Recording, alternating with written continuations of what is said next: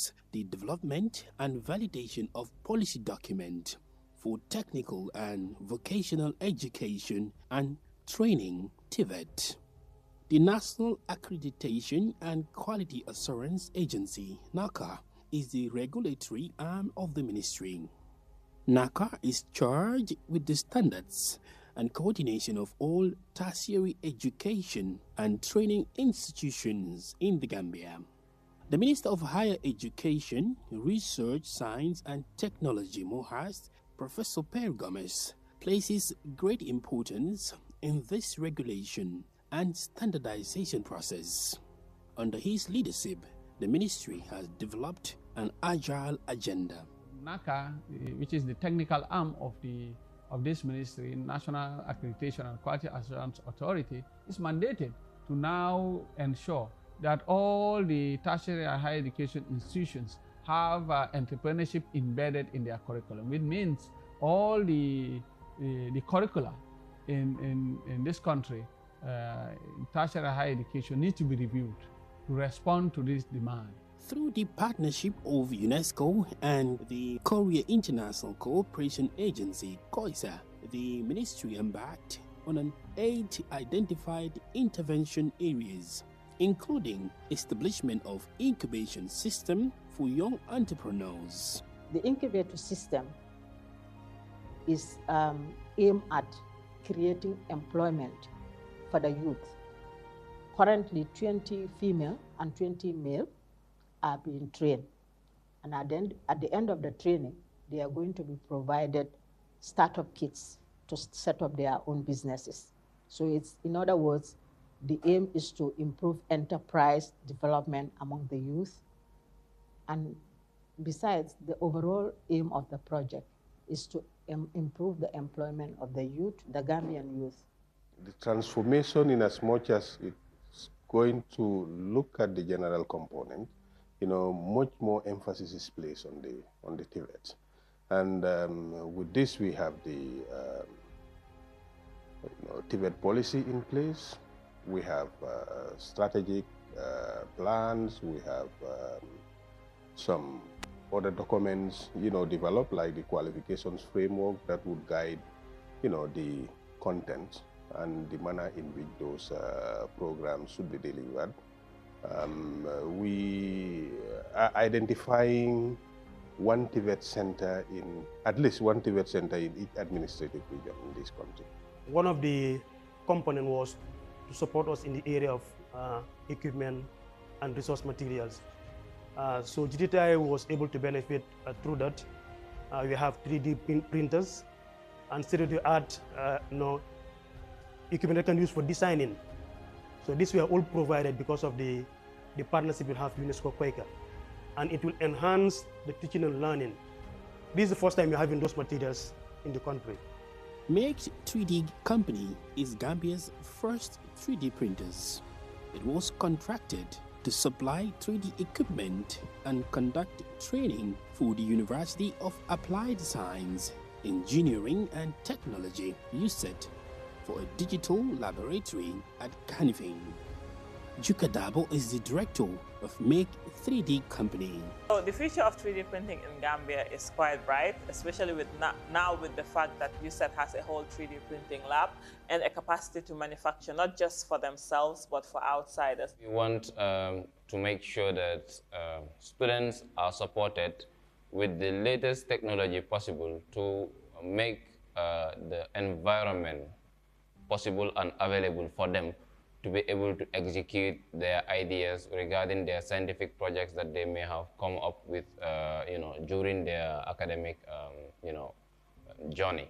As a young engineering student studying entrepreneurship alongside with the engineering course and the little knowledge I learned through my internship at the Make 3D company, I would say I would be part of the solution rather than the pollution. We do have a lot of plastic bags, a lot of plastic waste, a lot of cardboards, a whole lot of waste. This solid waste, non-biodegradable waste, could actually be 3D printed into something much more valuable, something much more useful. We have about 6 printers, 6 computers in the lab, but the 3D printers are 23 3D printers, But basically, the computers altogether, the number of computers that were donated were 125 computers. We also have about 10 plotter printers, that is the big printers that can print posters up to A size, or A0 size. So idea behind the Innovation Lab, or I can say the USET's vision of the Innovation Lab, is to make sure that they inculcate the 3D printing curriculum in the university curriculum. So it's bigger than having just a lab. 3D printing is a course that is run here, and students can enroll and do 3D printing as a course, or do it as part of the courses that they will do within a whole program. So students can come in, learn 3D printing within a short period, and they will, if given they will be given the facility, or the facility will be made available to them for them to be able to design whatever, whatever product that they want to come up with, and they can also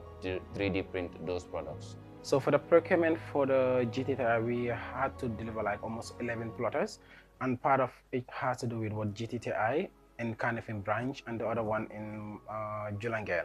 So the whole process wasn't quite easy, because like you have to keep current to latest technology, and the ones that was delivered to GTTI was one of the latest technology that is available in the market, and really has great features that can be used in order to generate money and to do the printing smoothly.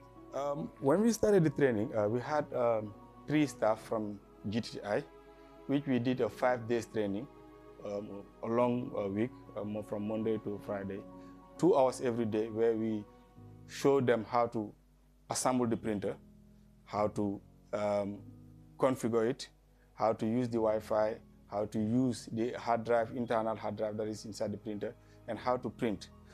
At the end of the training, we were able to do different type of printing in terms of images, large copy, and other stuff, other activities. And we were able also to do some testing with the staff at GTTI.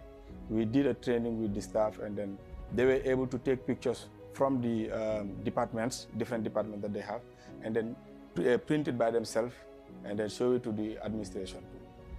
A survey conducted to gauge the perceptions of Gambians about Tvet reveals that many young people and families prefer office work and academia to skills. Tvet is seen as a great tool for youth employment and a solution to migration.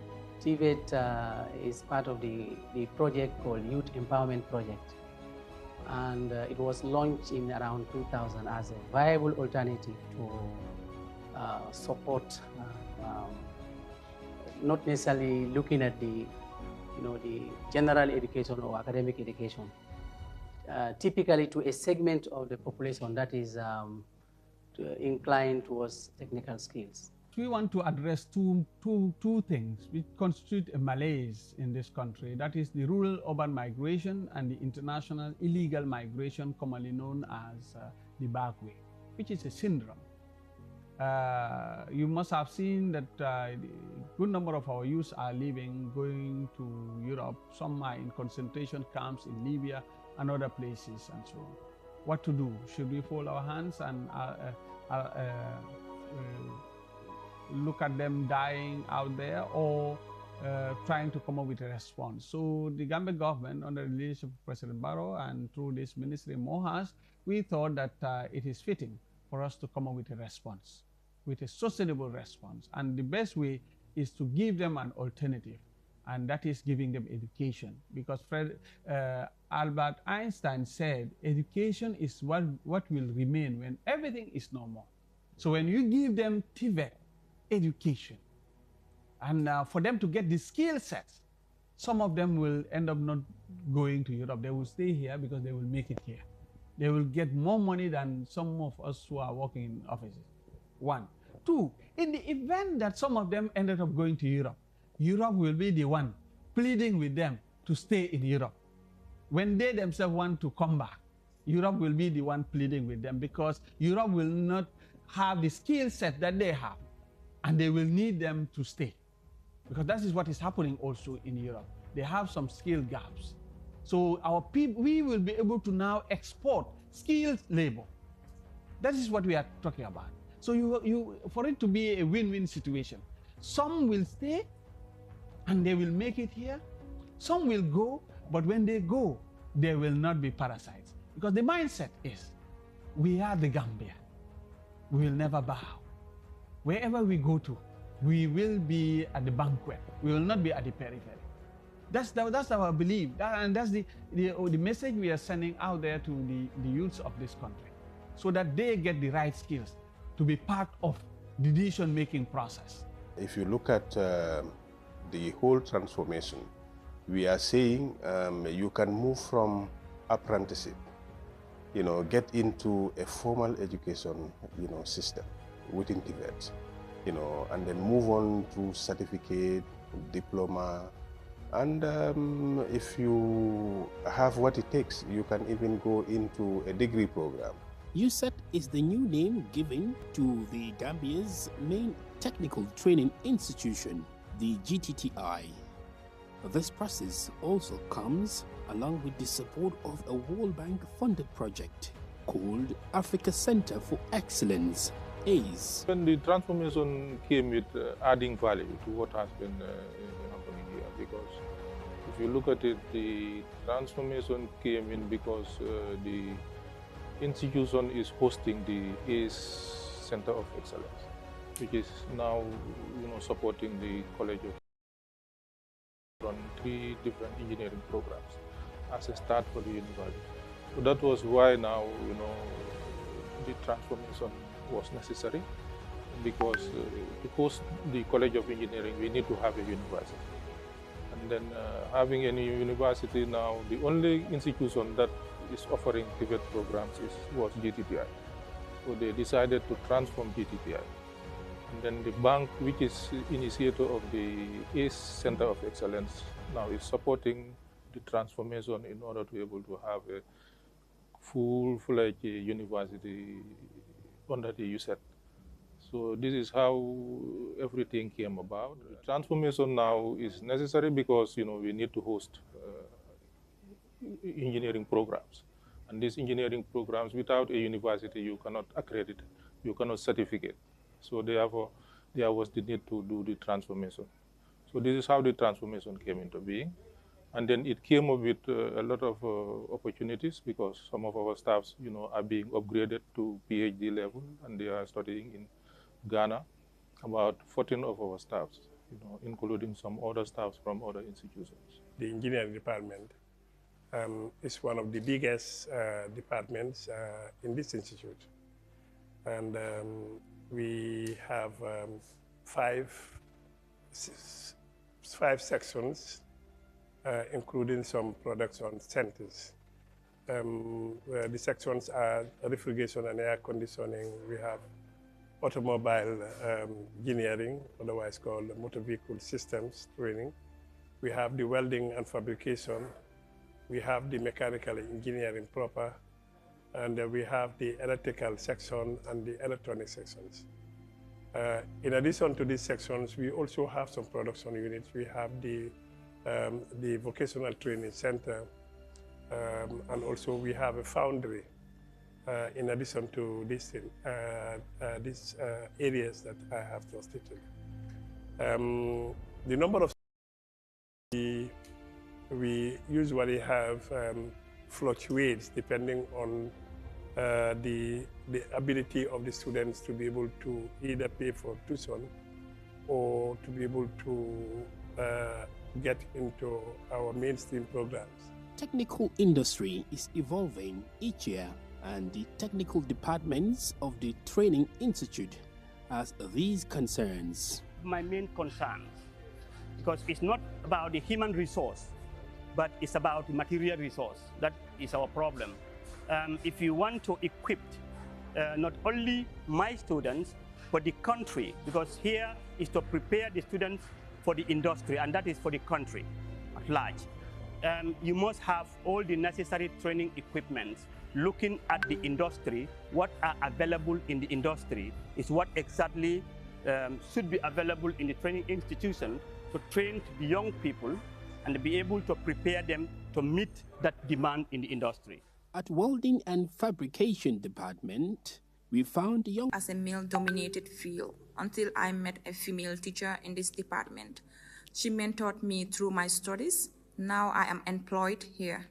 Still under transformation, the Ndemban Skills Training Center has just opened in September 2023, and admissions have been overwhelming. The center here is designed purposely for training youths on Tvet. As skills, competency-based skills. That's what we are focusing on. We have over 200 students, mostly from electrical section. The dormitory we have caters for only 80 students. There's 40 boys and 40 girls. So we are using the village. Some of them are using the village, and they have their own guidance in the village. Some are within Ndemban, some just around Ndemban. They have some from block, all the way from block up to Sibano, all are attending. Priority was given to those who came first and are staying far. But luckily for them, day one, the dormitories were full. Since day one, the dormitories were all full. So the rest will look for guidance on their own. That's how we are working. The head of its construction department, Ms. Safia Tusi, takes great pride in the number and quality of female students. Some of them are school dropouts, others just basic education. So the number of students in the class, for now we are 41 in number, but we have 57 who have registered to come for the course. Others are not, but we are managing with other stuffs. Now, right now, the students are building walls of 60 centimeters height. 60 centimeters height, we have mortar joints of 2 centimeters. And the length of the wall is 1 meter, that is 2.5 blocks. See to it that women are running from this type of skills. They move and they believe that the skill is only for men. So I said to myself, why not? If they can do, men can do, why not we the women? We try a chance. So I decided to try a chance to study electrical installation. I had chosen to study electrical because I had to be able to support my family and be productive instead of dependent. I would like to thank the sponsors who if we weren't for them, we will not be here by this time. The reason why I choose to study construction is because it is my passion. I like doing this even at home. Learning how to make this thing, blocks, and how to lay blocks. An exceptional case among the students is Omar P. Mende, who joined construction department after law program at the University of the Gambia. What I'm going to say to the Gambians is skills is real, and it's very important to learn skills. You cannot not all the Gambians will go to the office and sit. We have to go to different various of branches so that we can develop our own content. And technical is very important.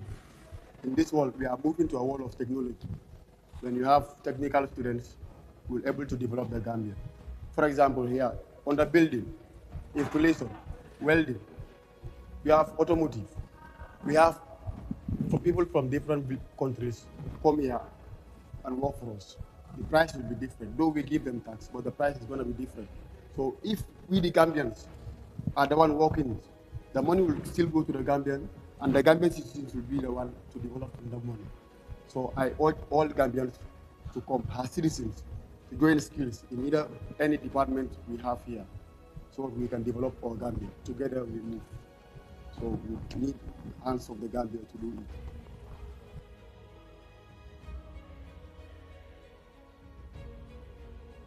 Further from Ndemban is the former Institute for Science and Technology facility, formerly under the University of the Gambia, now transformed into Technical Skills Training Center.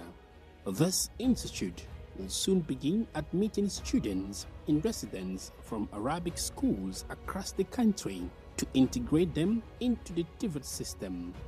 In Mansakonko, Lower River region, another center is already in existence as an annex to the Kanifing Technical Training Institute. This one caters for students in the region in construction, plumbing, electrical and solar installations, welding and fabrication, as well as rural mechanics. At the moment, the departments we have is about 4 departments.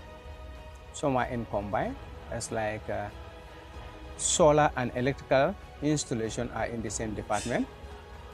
Rural mechanic and welding and fabrication. Rural is under welding and fabrication. We are having a plumbing department, and also we have a construction department. The students in this region, they find it very difficult to reside in Combos. Not actually to be there like a student only, but where to stay is a problem for them. So having GTTI Mansakonko Annex here, it helps them a lot. From the surrounding here, both LRR, CRR, and North Bank, some of the students used to come to Mansakonko here so that they will find it very easy to have a place to stay and have their education. This program, it is designed to help young Gambians, whereby if they are enrolled, they'll be trained within 1 year. They will have knowledge in solar, that is the photovoltaic part, and then electrical installation, that is the house installation. We will train these students how to generate electricity, because we know not all parts of the Gambia is covered by NAWEC.